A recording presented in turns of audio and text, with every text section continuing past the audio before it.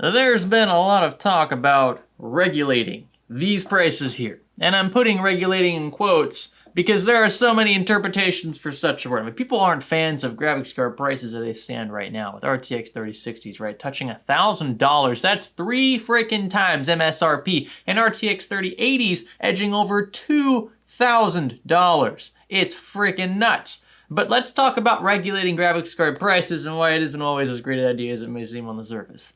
Stay with me. Montech Century power supplies are designed with efficiency in mind. These high wattage units are all 80 plus gold certified and fully modular for the ideal setup in any build. Century units are also very compact, meaning they'll fit in most cases without compromise. Enjoy peace of mind with premium construction backed by a 5-year warranty. Learn more by clicking the link below. So when someone says they would like something to be regulated, they're usually referring to government intervention of some sort, through a mandate, through a bill, or executive order. I should note that there's also an argument in favor of individual businesses more or less regulating prices, though since so many sites like eBay exist, sellers would likely flock to those that don't control list prices. So if eBay said that you couldn't sell an RTX 3080 for more than MSRP, sellers would just use Facebook Marketplace or OfferUp instead. I mean, why go through the trouble on eBay when you could truly maximize value, take advantage of that supply and demand issue we talked about earlier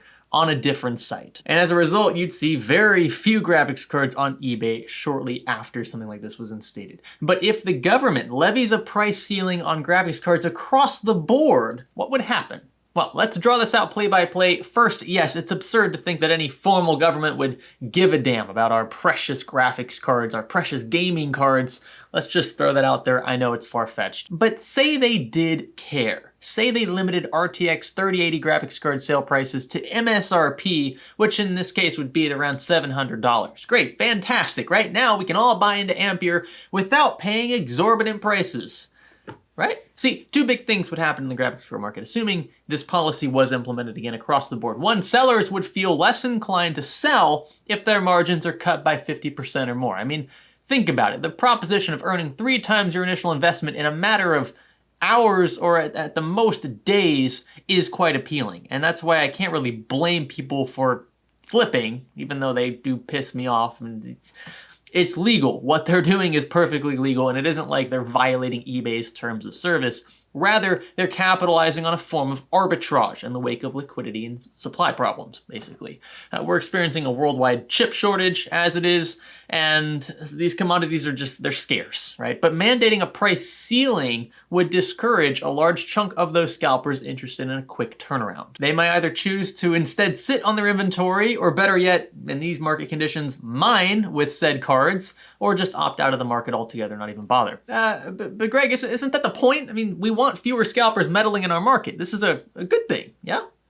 Well, we haven't discussed the second big thing that would happen. See, price ceilings also have the effect of drying up what little supply already exists. Usually when you enact a price ceiling, it's because there is already little supply of something. And when you do that, you create what's known as deadweight loss. This means that excess demand occurs at the same time as an amplified supply shortage, resulting in even fewer opportunities to obtain said cards. If an RTX 3080 that used to sell at a market equilibrium price of, say, $2,000 is now mandated to a price of $700 on eBay, either the seller pulls the listing and decides to hold on to the card or mine with it, or do something else, who knows, or the seller decides to eat the lost profit and sell it anyway. But if it sells anyway, I mean, we know it will, right? Especially at $700, and all other remaining RTX 3080s also sell immediately, then there are suddenly no more RTX 3080 graphics cards on eBay. And the only ones who truly benefited in the end were those who were the quickest to react. And in this market, we all know by this point that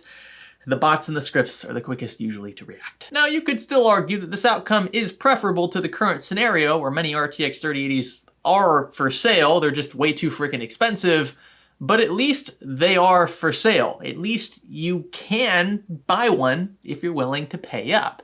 It's a point worth making, right? But we still haven't addressed the elephant in the room, and that's supply direct from the manufacturer, not third-party supply, resellers, and the like. We're talking about directly from Samsung or TSMC, which were the planned fabs for Ampere. I think it's more Samsung at this point. And it's all up to them to supply retailers with the graphics cards our hearts desire.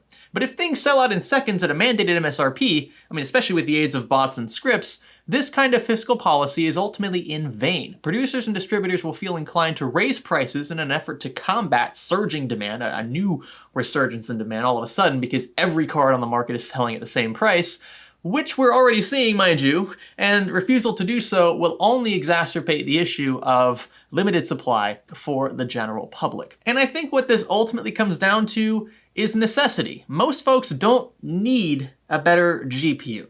Sure, they may really want one, but let's be honest, gaming on a GT 1030 instead of an RTX 3060 isn't a matter of national security, and I'm really glad it isn't. Price ceilings are certainly useful for trace crises in isolated areas. You could argue that they're useful maybe when gas stations attempt to charge 10 or 15 bucks for a gallon of gas in the wake of a hurricane from the surge in demand. But for commodities like graphics cards, I fear they'd have worse effects on the market than what we're currently experiencing. And this may sound like a super snobby thing to say. In fact, I'm sure some of you, there's always a few of you on the internet, will take this the wrong way. But at least we've plenty of graphics cards available in the first place, regardless of price. I mean, if you really need an RTX 3080 and money isn't as big an issue as having the card to begin with, or maybe you have a company card, you just spend whatever you want, you can readily hop onto eBay and buy one. They're all over eBay, just not for the prices you or I may like. But with a price ceiling, you'd probably be SOL. I mean, do you really need an Ampere card for that big upcoming project in college? You'll need to wait, likely several months, so get in line like the rest of us. We actually see that with vendors like EVGA, right? EVGA is an AIB. They manufacture their own boards. Sometimes they take reference boards directly from the manufacturers and put their own coolers on them, right? They have a queue system right now for Ampere. I really like the queue system because it more or less guarantees that you'll pay MSRP or around MSRP for an Ampere card. That's awesome. Problem is, you've got to wait. Can you imagine a queue system for the entire graphics card market? Are you okay with that? It's nice to have that option, but for those who need a card right away, they're already on eBay. Right now, I could buy one within seconds. Just might not be for the best price. I know it's a ruthless message, right? And it's why so many people are eager to attack capitalism during times like these for commodities they may want. But would you seriously rather have your government tell you what something's worth? That's the big question. And I know that not everyone will agree with me on this. I think government intervention is certainly necessary, again, in some applications, but not in the graphics card market. And we could talk about certain necessities, maybe even things like healthcare, right? A bit different, but graphics cards? I mean, if you're telling us what our cards are worth, ignoring basic economics, again, when will it stop? When will they also tell us what our other valuables are worth? Maybe vintage or high demand items, maybe our super old cars. If a car is worth $300,000 in the eyes of one individual, but the government says it's only worth 40 grand and you can no longer sell it for anything more than $40,000. I mean, doesn't that just take the fun out of it? What's the point of collecting anything? What's the point of flipping anything? I mean, people have this negative outlook on flippers in general because they're just in it for the money.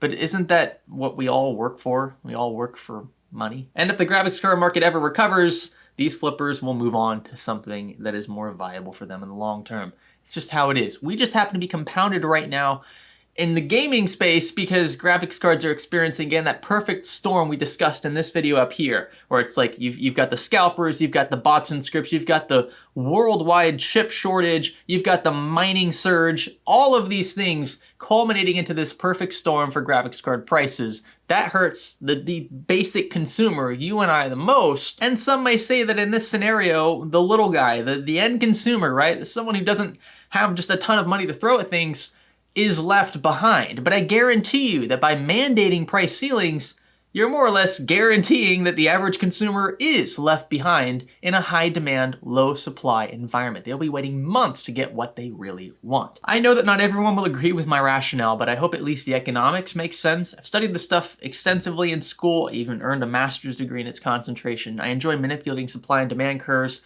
running market simulations, making market predictions with historical context. It's why I focus so much on graphics card market conditions on this channel. Not only is it obviously a relevant topic for much of my audience, but there are so many variables at play. There's so much to be learned across the board, especially in this environment currently. If you enjoyed this one, maybe you learned a thing or two, consider clicking that subscribe button. I would greatly appreciate that. Leave a comment down below, and I suppose I'll catch you in the next one. My name is Greg. Thanks for learning with me.